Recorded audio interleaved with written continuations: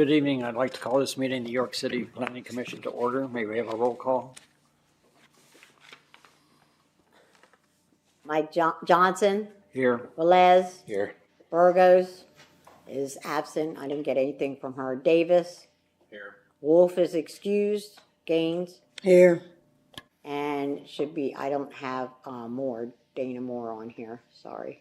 I'll have it on the new one. And I haven't heard from him. It's noted that we have a quorum. Minutes from the previous meeting. Has everybody had a chance to review them?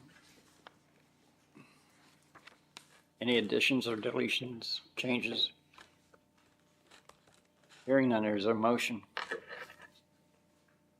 A motion to approve minutes from the prior meeting. Second. Who seconded? We have a motion and a second. Any further discussion? Hearing none, roll call. Johnson, Aye. Velez, Aye. Davis, Aye. Wolf. Gaines. Aye.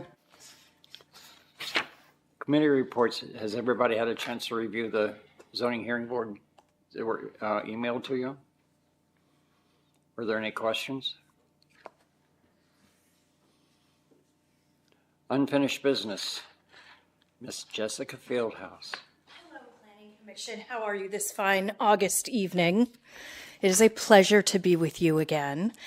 So I'm here to talk about the draft of the comprehensive plan.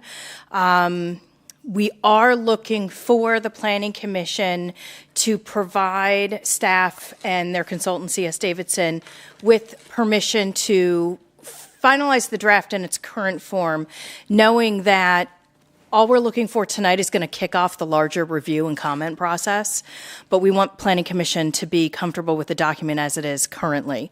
Once we get the approval from Planning Commission to send the document to council and to forward it formally to the County Planning Commission, we will also then start sharing PDFs with our nonprofit stakeholders that were part of the process and that are referenced as stakeholders in the plan so that we can get more comments. As an example, Nancy and I did get an email from Kathy Ballinger with Trove Street. What is the community? But it's the Wolf or something. a program that she does for aging in place. So she did give us a handful of comments that I haven't had a chance to read through. So what I envision happening is that we will start providing the Planning Commission with comments, feedback that we're getting. Most of this information is just going to be incorporated into the plan. So far, I haven't received any super critical feedback. Even from the County Planning Commission, we sent them the informal document. I got a marked up document back. I looked through all of it. The comments were relative to formatting, clarity, and answering some questions that they have. There was not any substantive planning type feedback, i.e. with the future land use map. There were no concerns with what we were proposing from a future land use perspective. So most of those comments are very minor that we will make and will not impact the plan and just add to the clarity. Also, since we last met, we had, as you know, the public open house on July 9th, I believe. And I do have comments.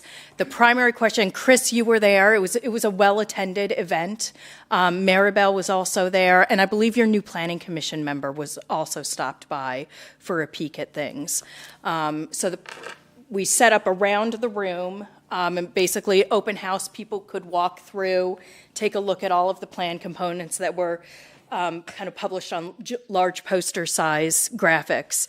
And city staff, there were 2 to 3 folks at each station to answer questions. And the questions we asked were primarily, what's important to you? Are these items important to you? Are there solutions that you would recommend that we haven't identified?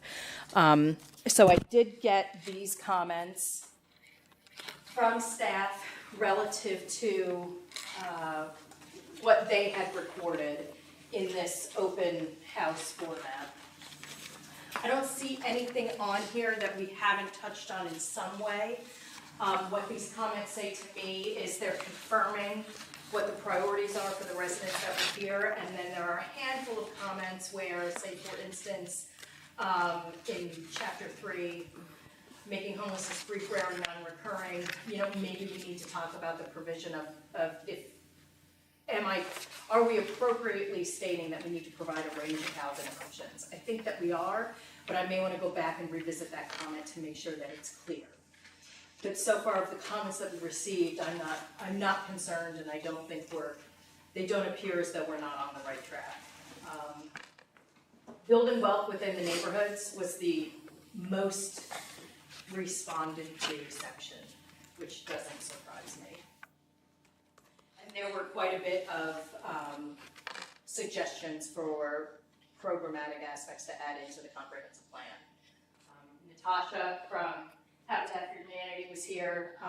Her comment was, advocating that a tool lending library be created is an action step that should be in the plan if it isn't already. I think it is, but I need to double check that.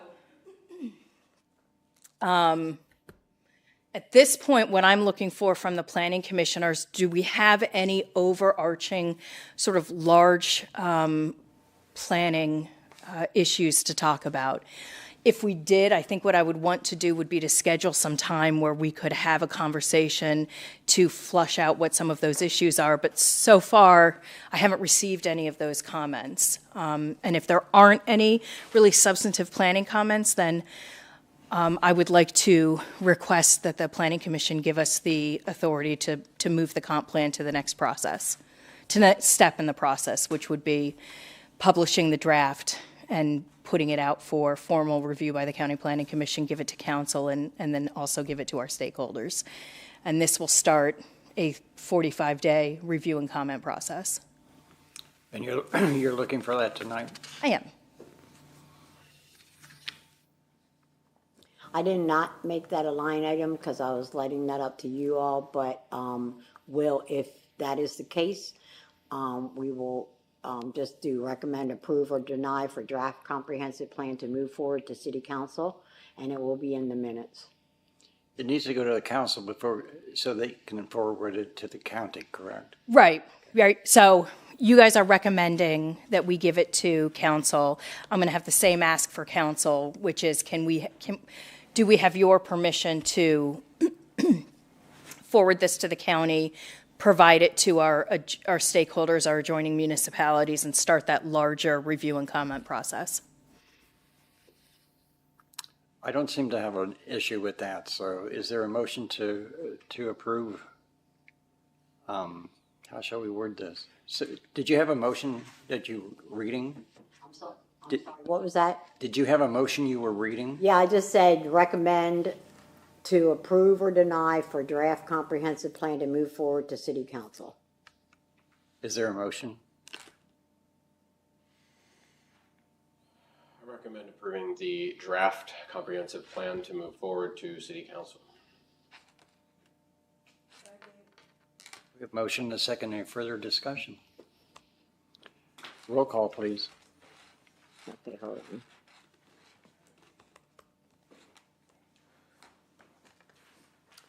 Johnson, Aye. Velez, Aye. Davis, Aye.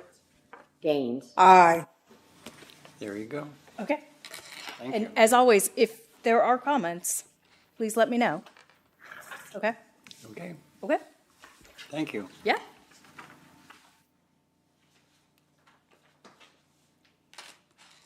Under new business, our first case is 7.11, 630 South Pine Street.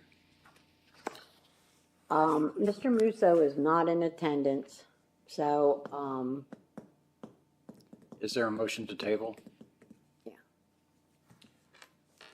We can just table till the end of the meeting and then we can table it again, right? Motion to table 7.11. 630 Pine Street to the end of the meeting. Second. Any further discussion? Roll call. Johnson, Aye. Velez, Aye. Davis, Aye. Gaines. Motion carries. Who Next, made the motion? Mr. Davis, and who second? You table? Oh, you do, okay.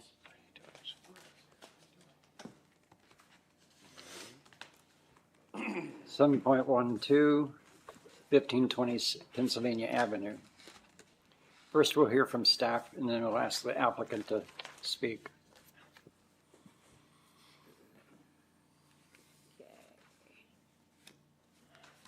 So, this is our M&G Realty and CHR Corporation are hereby, they're respectfully requesting a waiver of land development associated with the redevelopment of Rutter's Convenience Store located at the intersection of Route 30 and Pennsylvania Avenue. The work associated with this redevelopment includes removal of the existing car wash, relocation of the existing dumpster enclosure, and expansion of the building. The convenience store building is currently 5,512 square feet and will increase by 1,340 square feet for a total size of 6,852 square feet. The proposed building expansion will allow for larger coolers, new larger bathrooms, and an overall remodel of the interior of the store. An exhibit plan of the proposed redevelopment of the site is attached for reference, and I gave that to you. And just to note that C.S. Davison, since there was no engineering concerns, that we wanted to pass along to Planning Commission and recommends approval for the waiver based on lack of any impact to traffic or stormwater. Good evening. Good evening. My name is Eric Thomas. I'm one of the site engineers for Rutter's. As Nancy explained, basically looking to take down the car wash, put a 20-foot addition on the side of the building where the car wash was, and just move stuff over. Relocate the billboard that's over there, as Lamar Advertising would be doing that. Relocate the dumpster corral. But the summary pretty much summed things up, and we're just looking for recommendation for approval of the waiver of land development. I just have a curiosity question. Is Rutgers doing away with all their car washes? I wouldn't say all of them. Unfortunately, the car washes, when they put in, they have a life cycle and they get costly to maintain. It gets to the point that they're actually losing money by keeping the car wash open. So the ones that are still doing relatively well, we're keeping open until they get into a point repair costs outweigh the profits.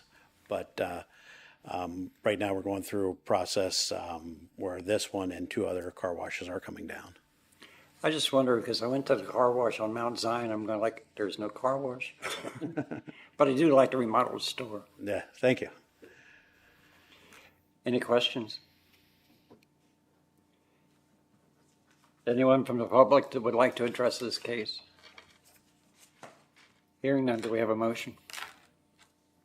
Recommend waive SD and LD plans. Second. Motion second. Any further discussion? Hearing none, roll call, please. Johnson, Aye. Velez, Aye. Davis, Aye. Gaines, Moore. Thank you, sir. Thank you. Appreciate your time.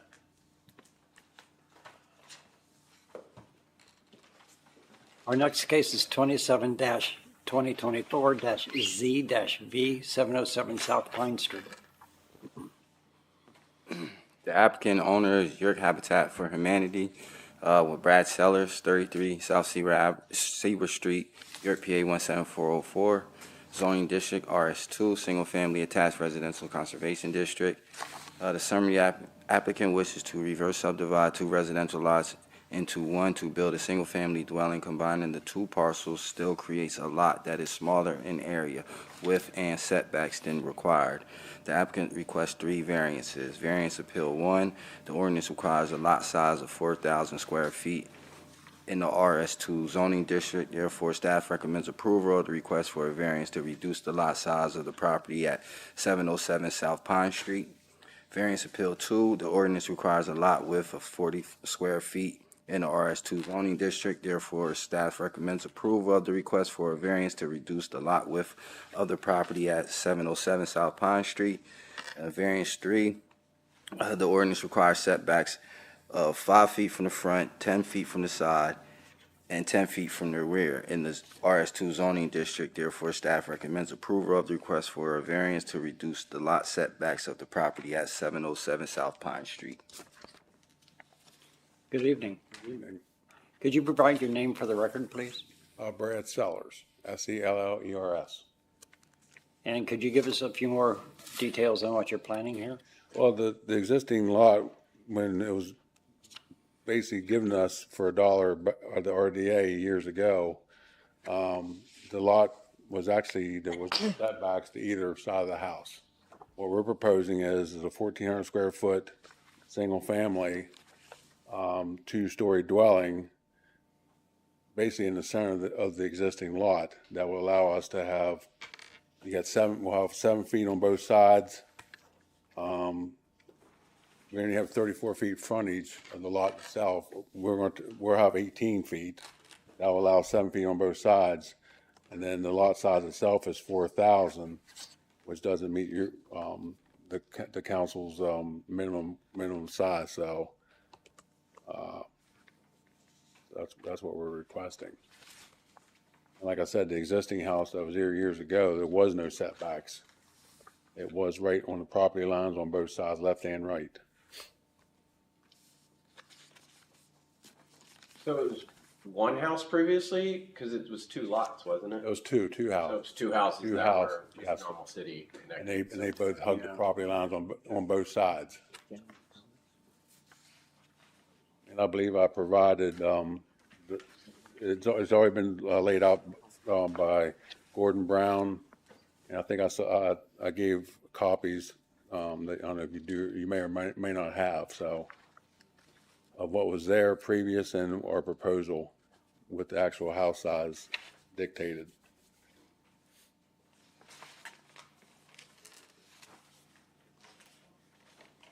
Were the two structures connected? I mean, adjoined? Yes, before they came, well, ours are the one that was already there. Well, the one that's currently there, was it Yeah, it was adjoined connected to the, that, on the left-hand side, it was connected to that. because your graphic doesn't show them connected, that's why I wondered. Oh, from Gordon Brown? Yeah. I thought from the physical look of the current building that there was an attached. Yes, on the left-hand side, yes.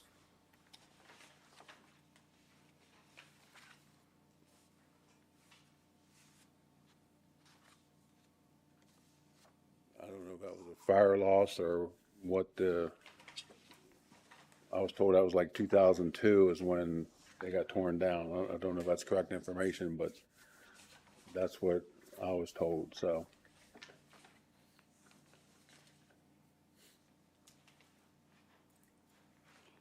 What are your plans for the lot? The empty lot? We're gonna center the house in the 2 lots, So you're gonna actually pick it up and move it? yes. Oh.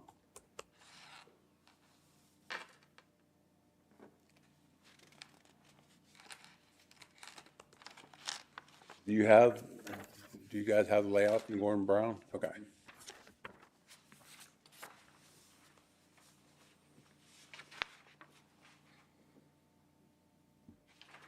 mean, that lot wasn't big enough to put, I mean, I know it was 2 lots, 2 houses already there, I don't know what they were, but, if we went 17 feet on both sides, we would have had 0 setbacks. And plus, we build it to accommodate our family size. The families that's going to get this house, that's how we build, we base our houses off of family, the family composition. And this lady here would be a single mother and 1 child. And then we're guided by, Habitat International gives us criteria on how big we can build our houses. And this one here would be 1,400 square feet. We're gonna go so big. They won't allow, I mean, not that, we wanna build a big mansion anyhow, but, we try to build affordable houses for us to build and also for the homeowners to be able to maintain and afford once we, sell them. Are there any questions?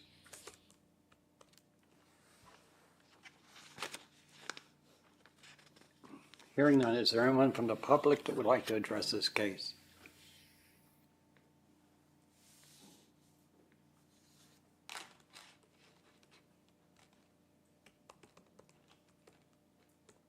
Do we have a motion for the variance for the lot size?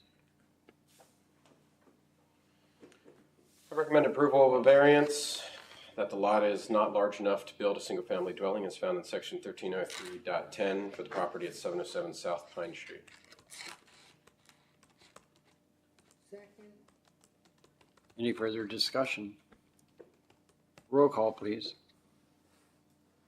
Johnson, Aye. Velez. Aye. Davis. Aye. Gaines.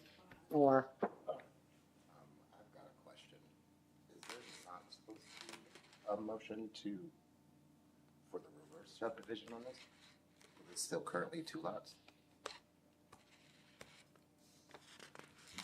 Should be. It still shows it as 2 lots, they're just building across both of them. So I don't think they're subdividing it. On the final paperwork, it shows still 2 lots. So they're not requesting to do that at least.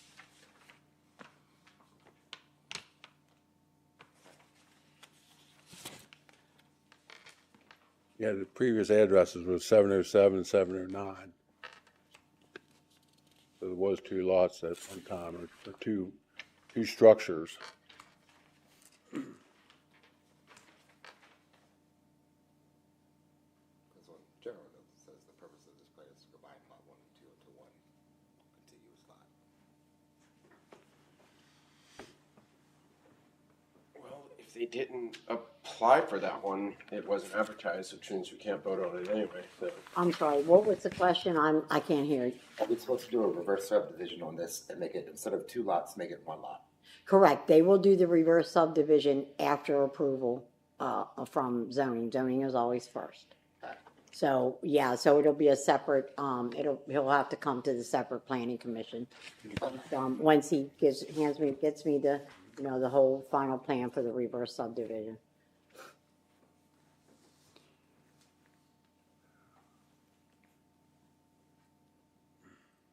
Do we have a motion on the request for variance to reduce the lot size? I recommend approval of a variance that the lot is not wide enough to build a single-family dwelling as found in section 1303.10 for the property at 707 South Pine Street. Any further questions? I just- Discussion? Roll call. Johnson, Aye. Velez. Aye. Davis. Aye. Gaines. Moore. Motion carries. Do we have a motion for the request for variance to reduce the setbacks? I recommend approval of a variance that the lot cannot meet current setbacks to build a single-family dwelling as found in section 1303.10 for the property located at 707 South Pine. Any further discussion? Roll call. Johnson, Aye. Velez. Aye. Davis. Aye. Gaines. Moore.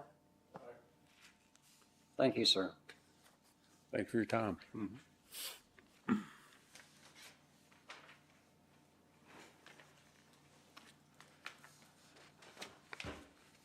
Still no moves. Blandis here. Oh, Blandy, are you going to take care of 6:30? Okay, could you come forward? We need a motion to remove it from the table. Motion to remove it from the table. Second. Roll call, please. Johnson, Aye. Velez. Davis. Aye. Gaines. Moore. Now, sir. Good evening, ladies and gentlemen. I'm happy to speak on behalf of the developer, Stephen Buffington. This is parcel is still titled in the name of the Redevelopment Authority. and I stand before you as the Executive Director of the Redevelopment Authority. The developer or equitable owner is Stephen Buffington. He's been in front of this board and the zoning hearing board before for a variance to allow for housing to be built in a MOMUI zoning district, and also for review of subdivision plan. Essentially, it's an L-shaped lot, and I'm not sure what graphics you have in front of you, but it's an L-shaped or 7-shaped lot, and essentially wants to shift the one property line internally between the common ownership to reflect the property separation in the building more accurately. So there are 2 apartments being developed. The property line needs to shift to the west a little bit to cover that. In the final review, according to what Nancy had just told me, that the owner is requesting a waiver to place monuments and markers as required by 1330.01, and that request was added to the plan. And also a request on the preliminary plan, which is very common, and then a waiver for subdivision and land development plans. This is essentially interior renovations to an existing structure, and all that is happening is just on paper shifting this property line to better mimic the existing conditions that are out there.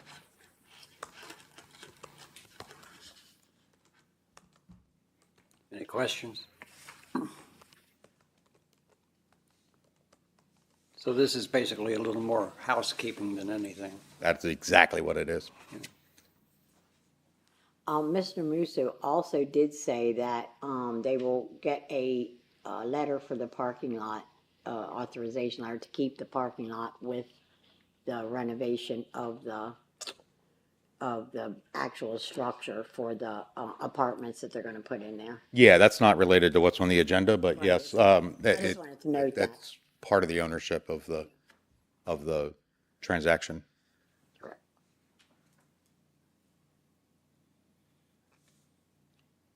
Do we have any questions? Anyone from the public that would like to address this case? So just as Mr. Nace stated that you'll be voting to recommend approval or denial of the 2 waivers on there. If you can do the first one with the markers, the place monument and markers, and then the waiver for the subdivision land development plans. And also a waiver for a preliminary plan.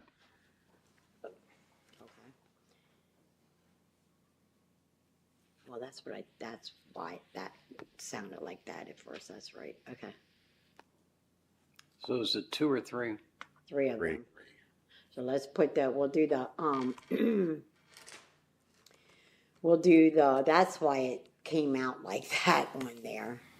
So that last one should say preliminary plan then. For the preliminary, hold on, let's do the monument markers first, and then we'll do the waiver for the preliminary, and then to waive the subdivision land development. Do we have a motion for the monuments?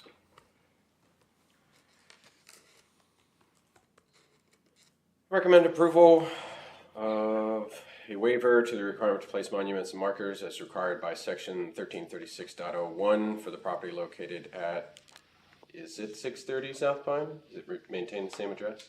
Yes, it's 630 South Pine and 245 East Cottage Avenue. And 245 East Cottage Avenue. Cottage Place. Cottage Place. Place. Second. Any Who further, who seconded that? I'm sorry. Velez. Okay. any further discussion? Roll call. Johnson, Aye. Velez, Aye. Davis, Aye. Gaines, Moore. Motion carries. Is there a motion for the request to waive preliminary plan?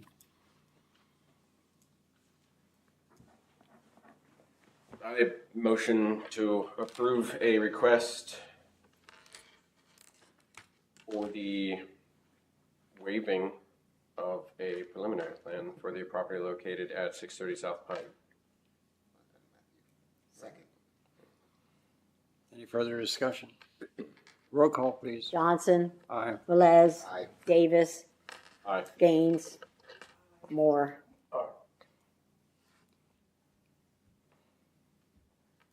So is there a motion for the, for the subdivision land development plans? Make a motion to approve a waiver for the site development, land development plan for the property located at 630 South Pine Street. Second. Any further discussion? Did you second? Roll call, please. Johnson, Aye. Velez, Aye.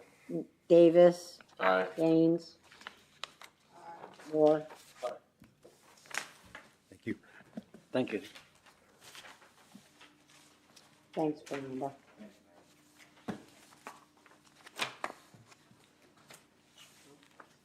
Did you get a set of photos? Right there. I think Bonnie has more. Can I have another set?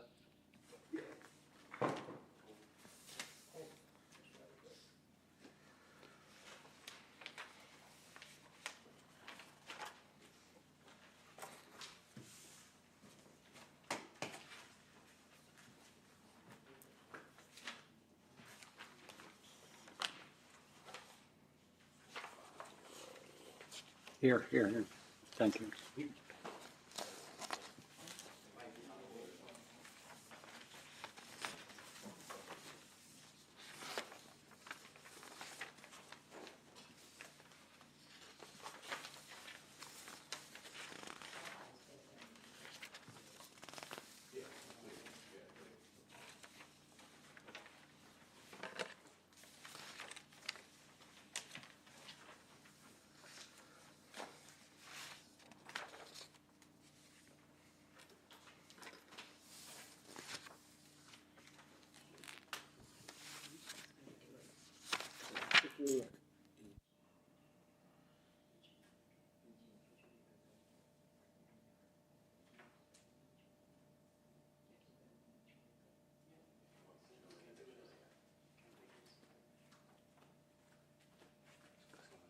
They're on each individual address. Our next item is blight. First property is 539 West King Street. Yeah, the house at 539 West King Street was brought to our attention because the house caught fire and they was working on it for a while, but now the owners just stopped working on it for at least 8 months that we know of. The owner, Jose Yafanti, don't really know how to say it, but 539 West King Street, York, PA 17401. Utilities, he owes $142.64 in water.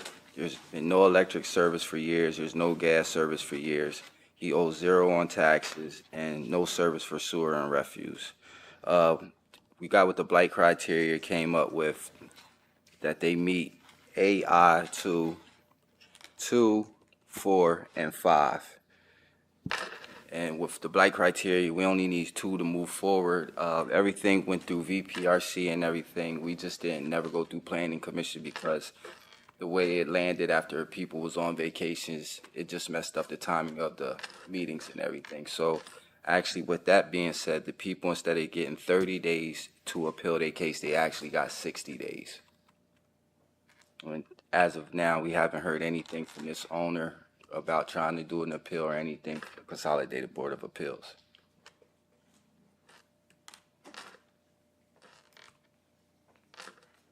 Any questions?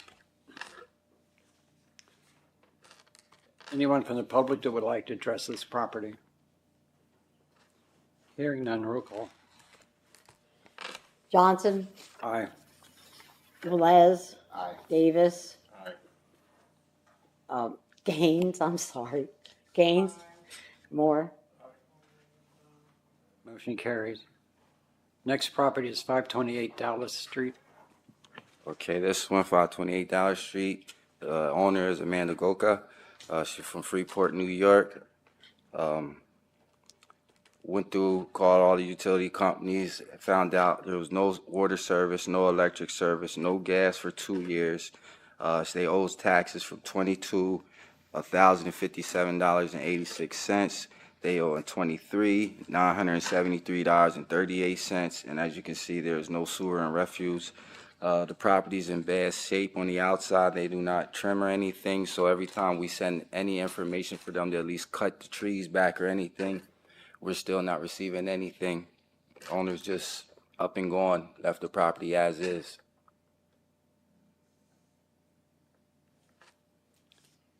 Any questions?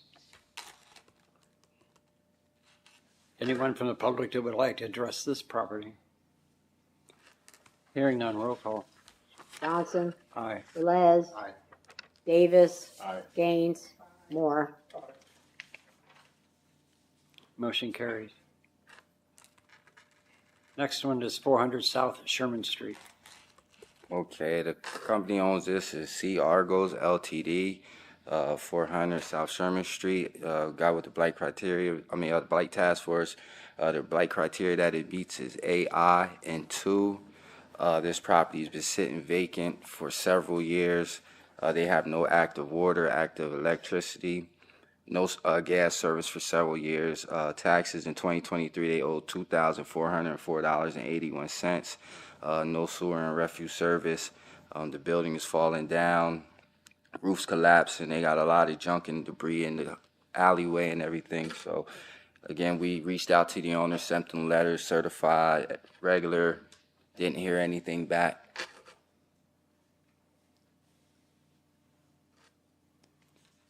Any questions? Anyone from the public that would like to address this property?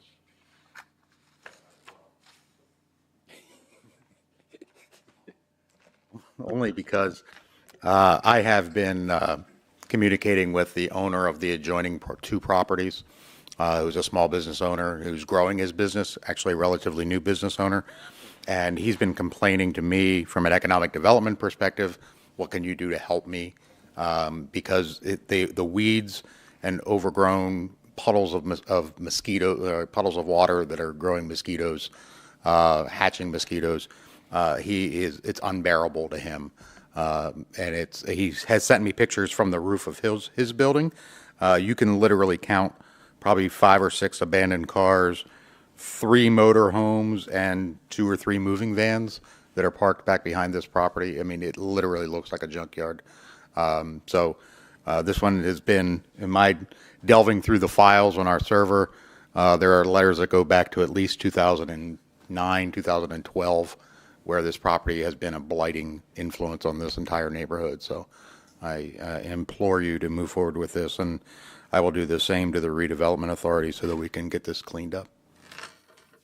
According to your files, has this ever been blighted before? No, and nobody seems to know why. A lot of that may be, quite frankly, as sad as it is, it may be budgetary concerns.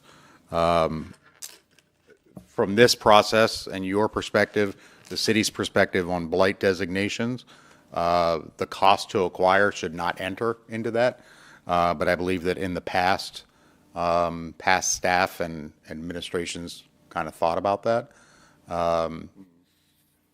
Once you vote in the affirmative on this, it will go to the redevelopment authority board, and it's their concern about whether or not they have the money to acquire a property through eminent domain. And in this case, they do. Thanks to the city, who has funded the redevelopment authority with $500,000 to acquire properties just like this.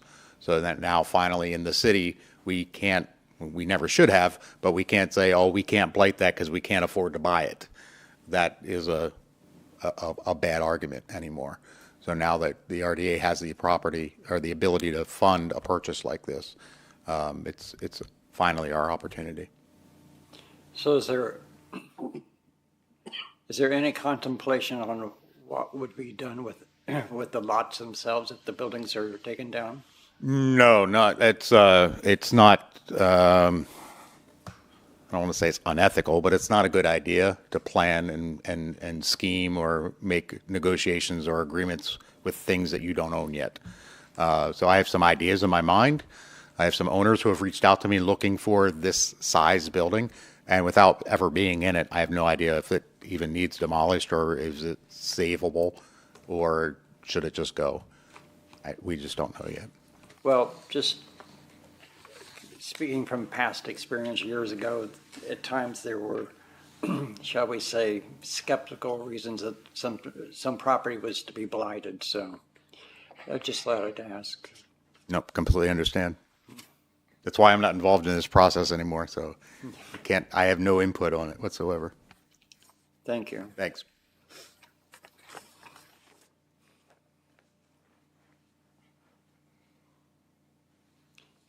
Anyone else?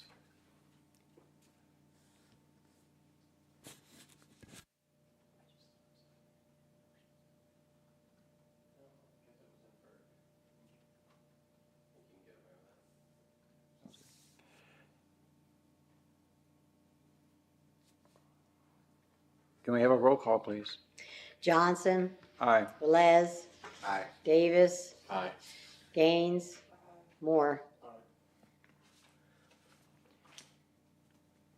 632 Westmark. Okay, this one right here, it's actually 630 to 632. It's two properties, but they got them together. It's owned by a multifamily Market Street LLC. Reached out to them, didn't receive anything back. Blight Task Force, we came up with the criteria that it meet is A, I2, 4, and 5. When checked the utilities, neither one, which one was it? 632 is the one that owes $1,889.75 for water.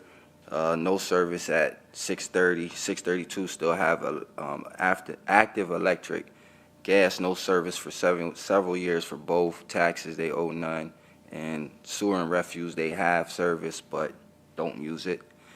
We found this property when they was gutting it out, and they started gutting this property out in about February this year. Threw everything in the yard and haven't been back to clean up, haven't reached out to us when they received any notices from the PMIs or anything. And then when we sent our letters certified and regular, still haven't heard anything back. So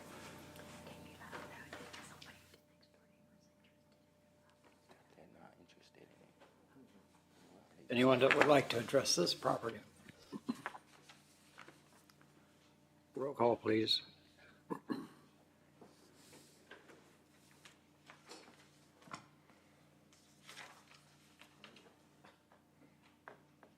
Oh, did you ask for the roll call? I'm sorry. Johnson, Aye. Velez. Aye. Davis, Aye. Gaines, Moore. Is that that was for 630, right? Are you gonna vote on 632 then? Okay. And the last property is 324 Smith Street. Oh, no, I asked, so. Oh, wait.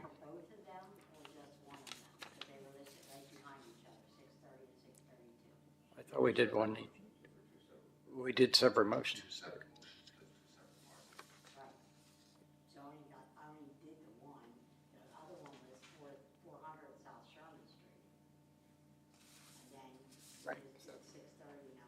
Okay, 632 then. So is there a motion, a roll call for 632? Johnson, Aye. Velez, Davis, Aye. Gaines, Moore. Now 324 Smith.